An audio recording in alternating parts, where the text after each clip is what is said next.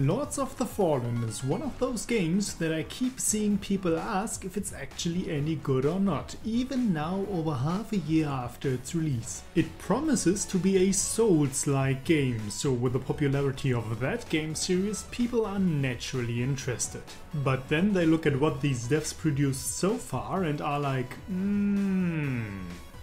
And of course, up until very recently, the game wasn't even cracked because of the new de novo crack protection. So not even those willing to pirate the game could go and just check it out. Now, as someone who played Lords of the Fallen twice now and owns a YouTube channel, I feel like I have some kind of holy obligation to answer this question once and for all. Is Lords of the Fallen worth your time and money? And the answer is no. No. You see, Lords of the Fallen is a classic me too game. When a new franchise has done something novel and exciting and gets widespread acclaim for it. And suddenly a bunch of other games pop up, different in name but very similar in gameplay style. The goal, of course, is getting a slice of that sweet popularity the initial game has built. Except often, and Lords of the Fallen is a prime example of this, the cash grabs are made by lesser dev teams who don't have a grasp on all the fine details that made the original game so special. On the surface, everything looks dandy at first. Combat is unforgiving, weapon movesets are varied enough to allow for different playstyles, and character customization is just about the same as in Souls, with the exception of the magic system. I would go so far as to say that Lords of the Fallen gets the basic gameplay about right, with about right meaning comparable enough to successfully grab the attention of any Souls fan.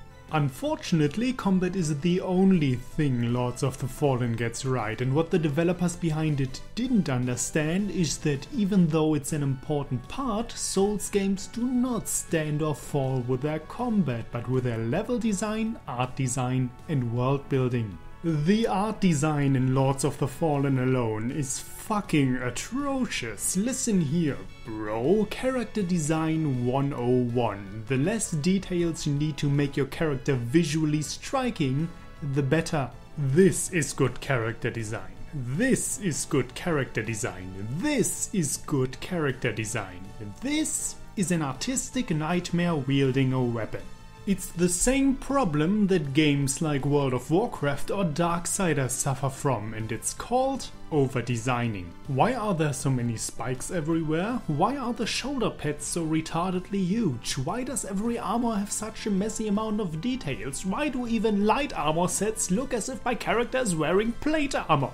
Nothing about this art style makes any sense, and it just comes off as juvenile and edgy. Of course, all of this is accentuated by the monotone color palettes. First, for example, you play in the human world, which is a bleak, greyish, snowy castle. And then you enter a dimensional portal into the demon world, which is also a bleak, greyish, snowy castle. And while you're still recovering from that artistic shock, it dawns on you that every enemy you meet in this game has a color palette of ugly brown and grey tones with some red in there. Because they're demons, and they're evil. And remember when instead of the innovative boss designs of Dark Souls 1, Dark Souls 2 just had 75% knights with oversized weapons? Do you also remember when Dark Souls 2 was a shit game? Yeah, now better prepare yourself, because the Night Parade is right back on track in Lords of the Fallen, except this time it's 90% of the enemies. Yay! No, seriously, every bloody boss except one. Combine that with the fact that there are only a handful of enemy types to begin with, and you arrive at one of the main failures of Lords of the Fallen. The game looks and feels incredibly samey and bland, and thus stops engaging 3 hours in. The irony in Lords of the Fallen is that due to the similar gameplay and stat system, it is very much impossible to not compare it to Dark and Demon Souls, and that has been the developer's intention from the get-go. However, in many instances it actually tries to steer away from the Souls formula yet, and please forgive me if I'm sounding like a raging fanboy right now, but it manages to be worse in all of them. Instead of letting you create your own characters, for example, you play the same one every time. So garnish the minimalist narrative of Dark Souls that left it in your hands how thoroughly you wanted to approach the story. Instead you play Harkin, or as I like to call him, Western Mech Protagonist Pants, clueless enough to go wherever the supporting characters are telling him to, and charismatic as a park bench. And now that we don't have a faceless and voiceless protagonist anymore, let's add a bunch of badly voice acted dialogue sections. Also, let's give him a dark backstory. He's a former convict, but we will never show what crimes he committed, so every character in the game can treat him like shit and the player won't know why. Doesn't that sound like a lovely idea? Another instance, the level design. Demon Souls was very good in giving you the freedom to tackle the different worlds in any way you see fit, and Dark Souls arguably had only one path you could take in the beginning, but it still opened wide up for the remaining 2/3 of the game. Lords of the Fallen has neither. Even though some sub-areas might seem like they are branching out, there really is only one linear path to follow and mostly only one specific order for all the boss fights.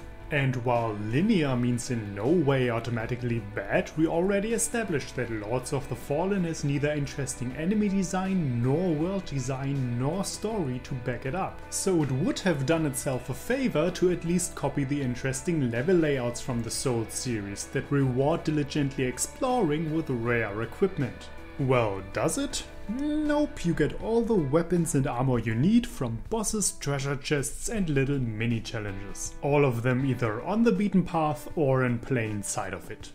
Oh fucking well. You know what? Let's leave it at that. I am as tired of reviewing this game as I am of playing it. Lords of the Fallen wants to be in the big boys club, but it's still stuck in its infancy. It manages to get the basic gameplay right, but it lacks any kind of creativity and artistic merit that made Dark and Demon Souls so intriguing. It's essentially what Dark Souls 2 was to Dark Souls 1, which I guess makes Lords of the Fallen the Dark Souls 2 to Dark Souls 2. And if that doesn't raise 100 warning signs in your mind right now, then I can't help you. BoukenJima, signing out.